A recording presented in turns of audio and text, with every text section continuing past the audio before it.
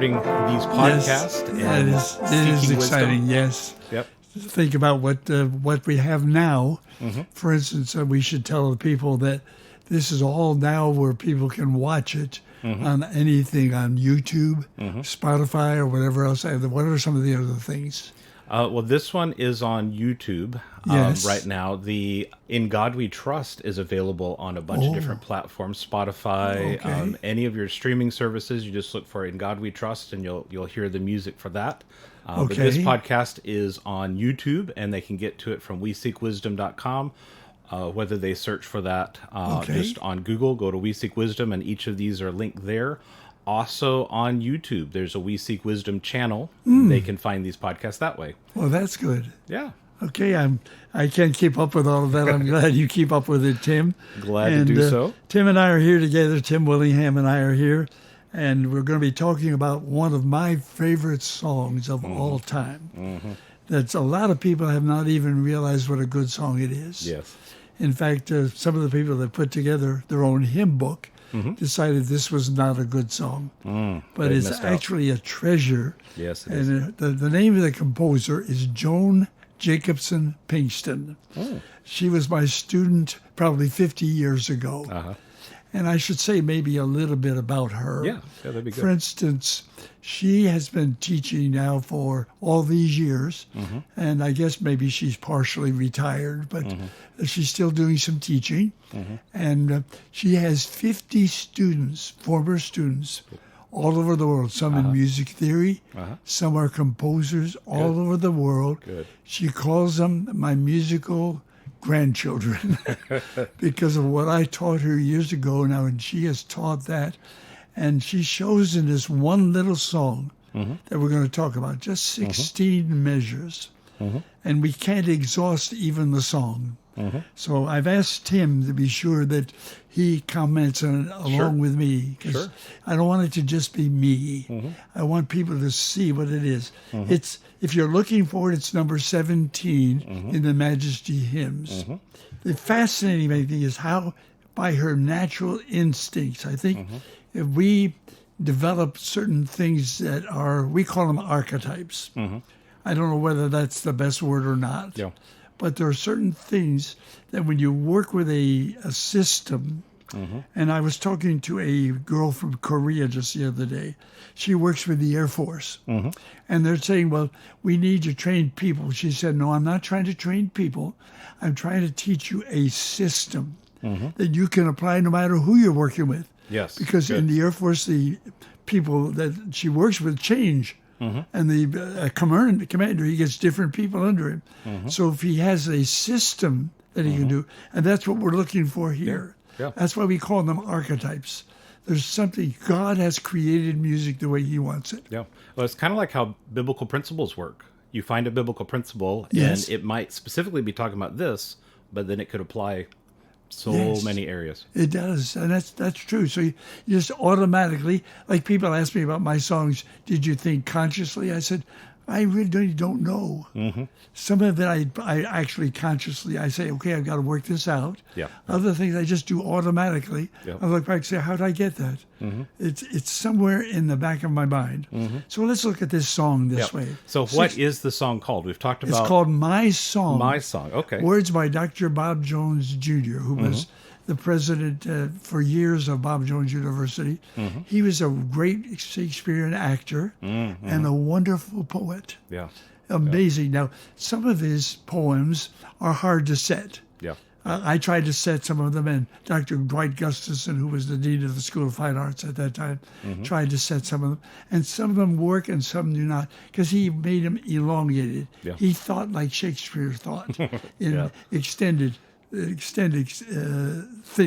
thoughts that go on. But now here, in this song, it's amazing how he wrote the words. For instance, the first line, thou whom seraphs joy in praising, thou whom angel hosts adore, can my stammering tongue be silent when I owe thee so much more? Wow. Yes. That's a great. wonderful poem. The Hebrew parallelism is there. The feeling of the words, the way he put them in where you can understand them easily. And what Joan did was to take what he had and made it talk musically. Yes. For instance, the first measure starts in what is called open structure. Would you like to explain open structure to our listeners? Well, it's where the voicing of the chord has some, in a way you can think of it as empty space, where you have a root, a third, and a fifth of a chord, and perhaps the third is not immediately in the very next voice. Instead, there's a gap. Yeah, quite often, like in this one, it's between the tenor and the soprano. There's more than an octave there. Right. That's open structure. So that's for thou whom seraphs, and then it goes to the word joy, where it's back in close structure. What is that now? That's where adjacent voices have less than an octave between them. Yeah, right. So that, now you say, what was she doing? That whole first measure is a crescendo to the second measure to the word joy. She's aiming that it should be a crescendo. So anybody who leads the song, or if you sing it, you ought to think of that as a crescendo, not just thou whom seraphs on the line, but thou whom seraphs joy. Make the crescendo lead into the word joy. That's the way she wrote it. Yep. And that's so interesting because in between, we could talk about it, on the last half of the first count, there's a half diminished seventh sound. That is an archetype. That leads into seraphs. And we'll see it comes later. For instance, in the second measure on the last half of the first count, we have another half diminished seventh sound. Explain what that is, Tim. Well, the half diminished, when you're talking in the half, it's the two qualities. First, the triad has a quality, major, minor, in this case diminished. And then the other half of the quality is the seventh chord. Okay. And in this case, the seventh is minor, so a half step lower than it would be in the major quality. So that's called a half diminished seventh chord. And that she uses in the second measure to lead into the word praise. If any of you are looking at this, I hope you have it in front of you. That joy in praise, and on the word praise, then she has a double suspension in the soprano and alto. Those are what? The double suspension. Notice how in the alto for the word in, they are, and the soprano as well, they are both singing the E and the G, and then they continue singing that on praises. In other words, it's suspended or carried over, even though you'll notice down in the bass and tenor, the notes are changing, and then eventually the sopranos and altos on the ing of praising, that last count of that second measure, they move down to chords that fit, quote unquote, with the D chord. But it's a beautiful sound. I really love that sound because you get the D and the E, the D of the bass and the E of the alto, they have a bit of a clash there. Same with the tenor and soprano have a bit of a clash, and then it beautifully resolves down for both of the ladies' parts. And in the soprano, there's what we call a 4-3 suspension.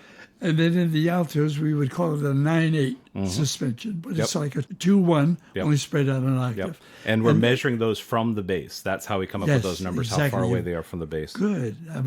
I'm glad we can discuss this together, okay? It's fun. Now, we don't want to stop everywhere. Sure. Because we go on next then in the, actually, on the second count of the third measure, on the second count, you get another half diminished seventh sound. Thou whom, to emphasize the word whom.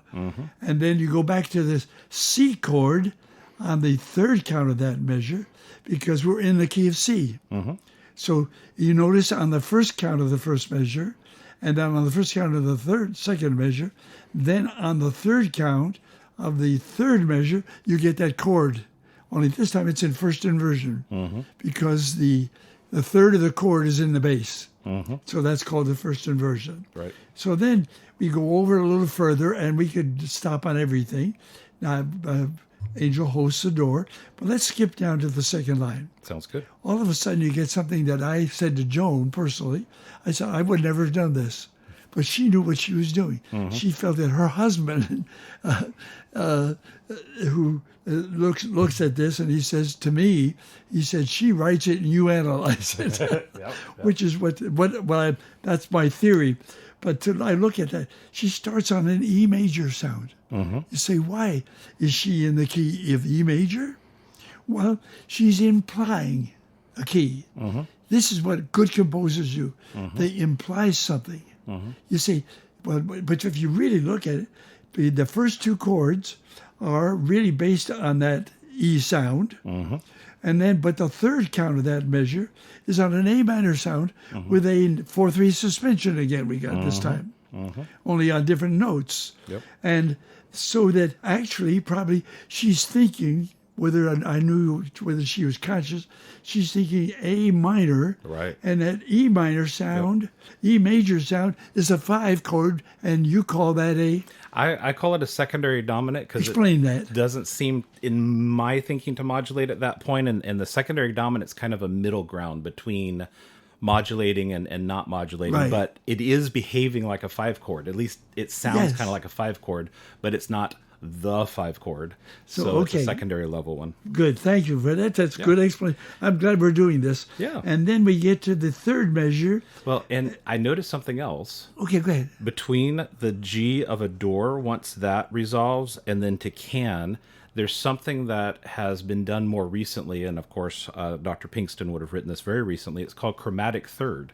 Yeah. So from the G, you would expect it to be an E minor chord, but instead it's an E major chord. And it's a very beautiful sound. To me, it seems like you've got a peppermint or something like that. Yeah. And you put it in your mouth and it's that... It's like a breath of fresh air, that chromatic third sound, setting up that secondary dominant. And that's exactly what it is. And what she's doing, we call it word painting or tone painting, whatever you want to call it, is she's setting up the word. Look at the words. Can my stammering tongue. In other words, you think you're an E major, then you think you're an A minor. Then by the time you get to the second measure, you realize you're right back in C major. That's my stammering tongue. Where am I? How she painted those words so dramatically in just not even two full measures. She pointed that out. But then she's leading by the word silent. And we're back to a C major sound. And again, this has a 9/8 suspension in it on the word silent. But notice the word silent drops down a fifth. That's an archetype. Silent. Oh my goodness. So she's really painted that whole line with tones. And then when they look with the word so, there she goes down all the way to an F in the bass, up a tenth for the tenor, and then the chord is a 2-6-5. Explain what I mean when I say 2-6-5. So with a triad, you can have 3 inversions because there's 3 notes in it. Right. With a 7th chord, you have 4 notes, so you have that extra inversion. A 2-6-5 is an inversion of a 7th chord, and you get that extra number because you have the extra note. And then, let's see, the 6-5 would be the first inversion of it. That 6-5 is a first inversion of a 7th chord. If you want to know the others, when you put the second inversion of it, it becomes a 4/3. 3, yes. And when you make the third inversion, put the 7th in the bass, it becomes a 4/2. Yep. And those refer to the intervals above the bass. Yes. That's what it's talking about. That's why we put the 2 down as the chord in numeral. We put the other numbers to show where the spreading out of that 7th chord is. And they're known as figured bass, and I like to tell my theory students it's because you figure them from the bass. So each of those numbers are figured from the bass. Good way. I never thought about that before. That's how it was originally used in early keyboard music, but it's a memory hack. That's emphasized the word so much more. Yes. And boy, does that emphasize it. All right. So now let's go to the chorus. Yes. All of a sudden, we start on an unusual chord. And again, I said to Joan, I would never have done this, but she knew what she was doing. By the way, I have to insert here, my wife, Florgine, knew that too. She thought things, I had to analyze it for her. But her mind told her what was right. She knew it sounded correct. And that's what Joan is doing here. Because here we got, if you look at the words, so my song must swell the chorus. But I wanted Dr. Bob Jr. did not sing well.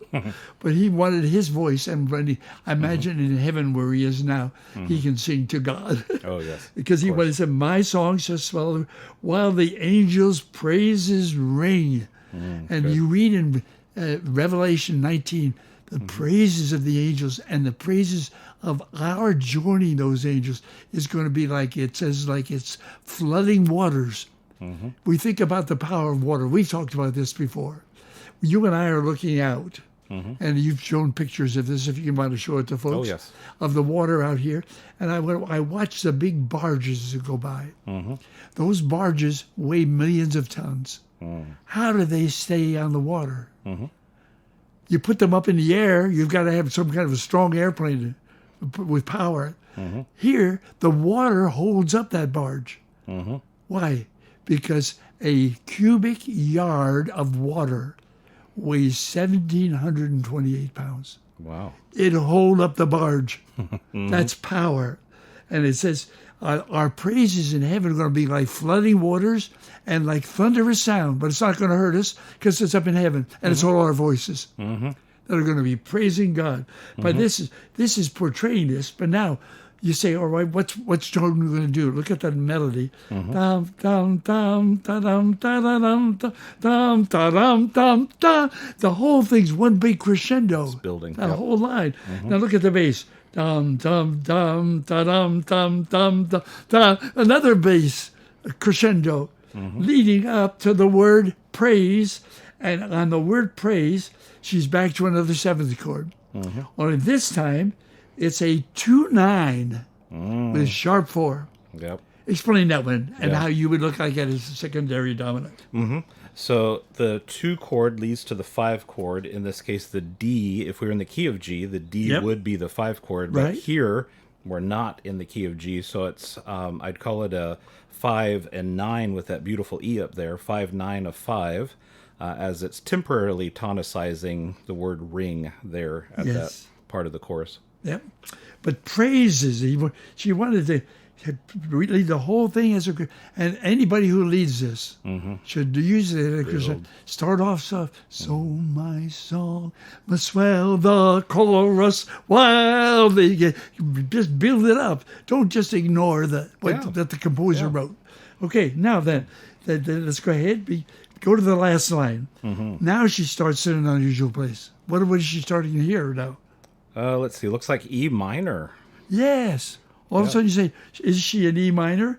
Not actually, but it's like a 3-6 in C, going to a 5-7 in C, to a 1-6-4, no, 1-6, excuse me, then to a 5-4-3 of all those chords. And what she's doing, the words are, I, a sinner, saved. She's leading that whole thing as another one-measure crescendo to the word saved.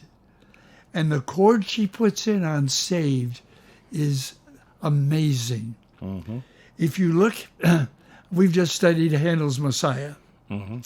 When you come to the end of one of his choruses, he'll throw in that chord.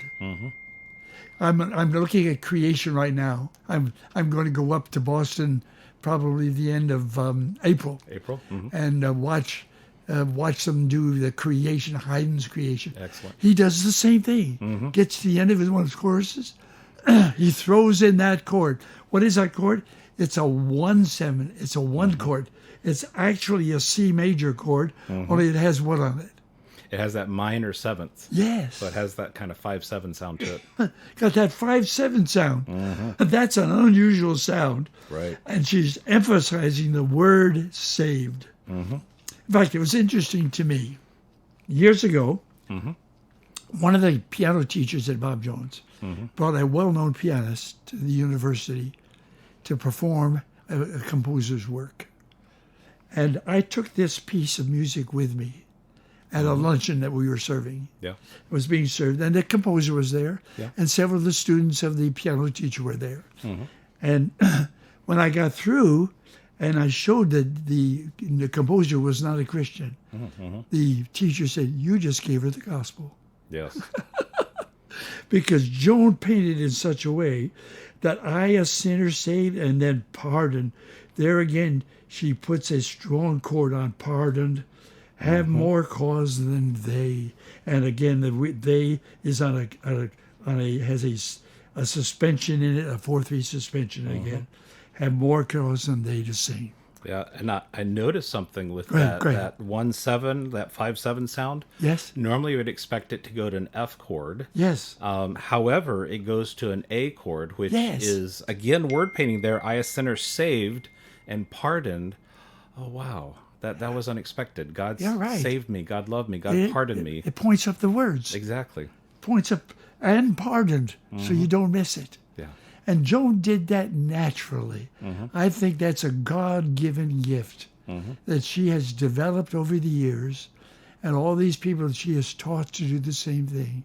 And God allowed her to do it in a very special way. And then if you get my book, and I'd like to recommend it to you, I call it Just Show Up. God can use you. Good. That's all. And in that book, on pages 99 through 107, I'm not trying to advertise my book, but I think it will help anybody who wants to know more of what we didn't take the time to explain here. Sure. I've got actually 8 pages of explanation of what Joan did, and it took 8 pages for Joan to do it, and it took me just a little while to write it.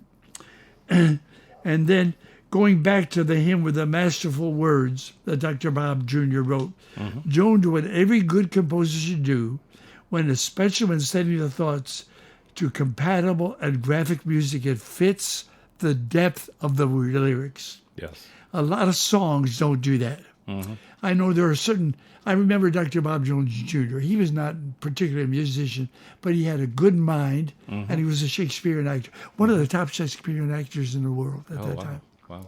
And he quoted reams of scripture. But he understood things, that the depth of the lyrics should be set in the music. And there were certain songs, I remember one which was talking about sadness, and it had happy lyrics, had a happy tune. Yeah, it doesn't he said, fit. that doesn't fit. No, it doesn't work. And it doesn't match. And he knew that. Yeah. So the written-in musical crescendos and the decrescendos are just one aspect of her understanding, particularly as she used it to portray the words that God had given to Dr. Bob to write. Miraculous. And by the way, his grammar's all right. Have more cause than what? Than I to sing. Yes. Most people wouldn't say, they'd say from me. No, more cause than I to sing. And if you look through the whole song, I am done by sin and evil, child of condemnation high. I yet whom thou laid aside thy glory and came down to die. Heir of heaven thou hast made me, bought me with thy precious blood, took the form of man upon thee that I might be child of God. And by the way, her music fits every set of words, every stanza. Not a verse, it's a stanza. A lot of people call those verses. A verse is one line. It's just part of it, exactly. This is a whole stanza. Yep. And Joan's music fits the words of every stanza. Don't ignore this song. When you sing it, make it a part of your repertoire. Yeah, if we want to call it that. Thank you, Tim. And I'm glad we and I can talk together. That makes it so much clearer. I hope you folks that are listening appreciate that. We do. Yes, this is fun. Good, thank you.